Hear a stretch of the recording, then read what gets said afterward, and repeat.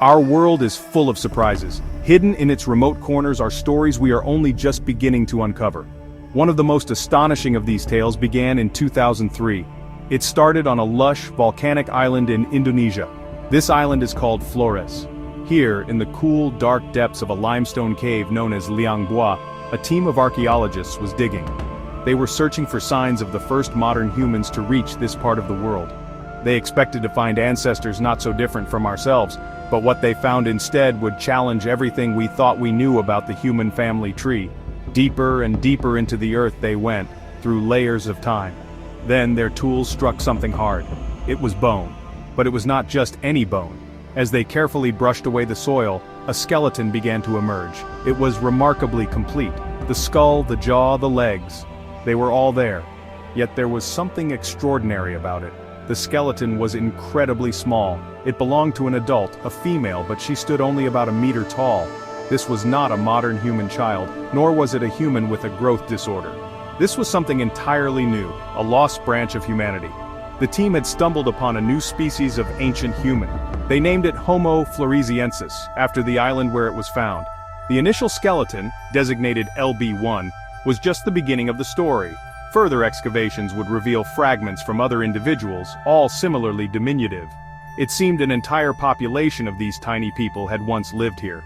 They had walked this very ground, breathing the tropical air, living their lives in a world we could barely imagine. The discovery sent shockwaves through the scientific community. It was like finding a fairy tale was real. The initial dating of the remains suggested these beings lived until remarkably recently, perhaps as late as 12,000 years ago. This date has since been revised, placing their disappearance further back around 50,000 years ago. But even this is astounding. It means these tiny, ancient humans shared the planet with our own species, Homo sapiens, for tens of thousands of years. They were not some distant, primitive forerunner from millions of years ago. They were our contemporaries, another kind of human living a completely different existence, hidden away on a remote island refuge, their story waiting patiently in the dark for us to find it. News of this tiny human species spread like wildfire. Scientists needed a formal name, Homo Floresiensis. But the public, and even many scientists, needed something more evocative, something that could capture the sheer wonder of the discovery. And so, a nickname was born, borrowed from the pages of a beloved fantasy novel. They were called Hobbits. The name comes from J.R.R. Tolkien's famous books, The Hobbit, The Lord of the Rings. In these stories, hobbits are a race of small, gentle people with large feet who live simple lives. It seemed a fitting, if whimsical, title for these real-life little people of Flores. The comparison was immediate and undeniable. The skeleton, LB1, belonged to an adult female who would have stood just over 3.5 feet tall. This is shorter than a modern human child of 5. Her estimated weight was a mere 25 kilograms. Imagine a human adult the size of a large dog. This was not an isolated case of dwarfism. All the remains found pointed to a population of similarly small individuals. They were a species defined by their miniature stature. The nickname Hobbit perfectly captured this defining characteristic in a way the formal scientific name could not. The large feet of Tolkien's hobbits also found an echo in the anatomy of Homo Floresiensis. The real-life hobbits had surprisingly large feet in proportion to their short legs. Their feet were also quite flat and primitive in their structure compared to our own arched feet, which are adapted for efficient long-distance running. This anatomical detail, though a coincidence, only strengthened the connection to their fictional namesakes. It painted a picture of a creature that walked the earth in a different way, perhaps more suited to clambering over the forested and uneven terrain of their island home than striding across open plains. While the nickname is charming, it is important to remember that these were not creatures of fantasy. They were real beings of flesh and blood. They faced the daily struggles of survival. They hunted, they foraged, they made tools, and they likely cared for their young. The name Hobbit helps us connect with them on a human level, sparking our imagination and curiosity. It reminds us that the story of human evolution is not a simple, linear progression. One of the most profound questions The Hobbit raises is about the connection between brain size and intelligence. For a long time we assumed that a bigger brain automatically meant greater intelligence. Homo Floresiensis turns this simple idea on its head. Their brain was tiny, only about 400 cubic centimeters. This is smaller than the brain of Homo erectus, a much earlier ancestor, and comparable to that of a chimpanzee. Based on brain size alone, one might assume they were not very clever. But the archaeological evidence tells a very different story. Despite their small brains, the hobbits were capable of complex behaviors. In the same cave layers where their bones were found, archaeologists discovered a variety of stone tools. These were not simple, crude choppers. They were sophisticated flakes, points, and blades carefully crafted from stone. Making such tools requires planning, skill, and the ability to pass knowledge down through generations. It implies a level of cognitive function far beyond what we would expect from a creature with a brain that small. It suggests the internal wiring of the brain might be more important than its overall size. The evidence also points to them being successful hunters. On the island of Flores, there were no large, easy prey animals. Instead, the hobbits shared their world with giant rats, Komodo dragons, and a species of dwarf elephant called stegodon.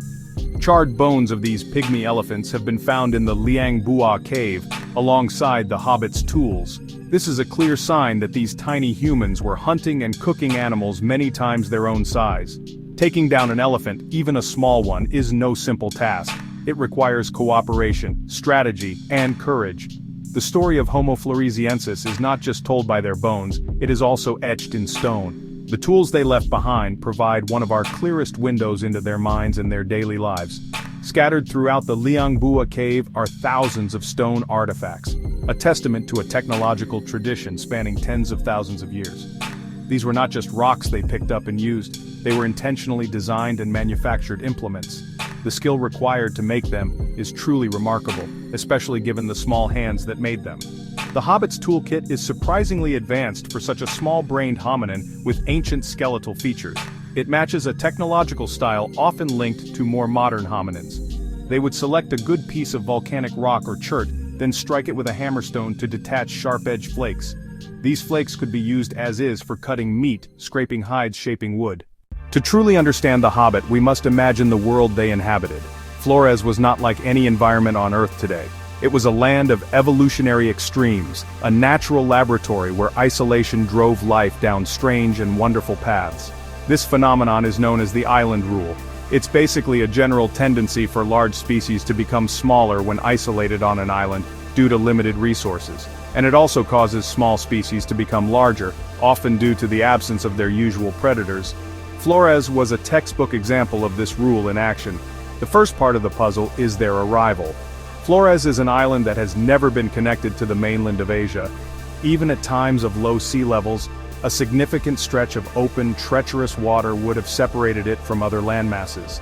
So how did their ancestors get there? Did they arrive by accident? Swept out to sea during a tsunami, swept out to sea during a storm, clinging to a raft of vegetation washed ashore on Flores. The other possibility is more astounding. They crossed intentionally. This would mean they constructed some kind of raft or boat. This was thought to be a skill only developed by modern humans, but stone tools on Flores dating back 1 million years challenge that idea. The second great mystery is their disappearance. The most recent evidence suggests the hobbits vanished from the archaeological record around 50,000 years ago. What happened? One major event coincides almost perfectly with this date: the arrival of modern humans, Homo sapiens, in the region. It is a pattern we have seen elsewhere in the world. When our species arrives, other hominin species like the Neanderthals in Europe tend to disappear. Did we outcompete the hobbits for food and resources? Did we bring new diseases for which they had no immunity, or was there direct conflict? Another theory points to the volatile nature of the island itself. Flores is part of the Pacific Ring of Fire, a region of intense volcanic activity. A massive volcanic eruption around 50,000 years ago could have devastated the island's ecosystem, wiping out the hobbits, wiping out the pygmy elephants they depended on. The question of where the hobbits came from is one of the most hotly debated topics in paleoanthropology. The discovery of Homo Floresiensis is more than just a fascinating footnote in the story of human evolution. It is a discovery that has fundamentally changed the way we view our own past. The existence of the Hobbit proves that for most of our history, our planet was home to multiple kinds of humans living at the same time. The Hobbit is a powerful reminder of the creativity and diversity of the evolutionary process. Furthermore, the Hobbit challenges our very definition of what it means to be human. In the end, the small stature of Homo Floresiensis belies its gigantic importance. The little people of Flores have taught us a huge lesson. The story of humanity is far richer, stranger, and more wonderful than we ever imagined.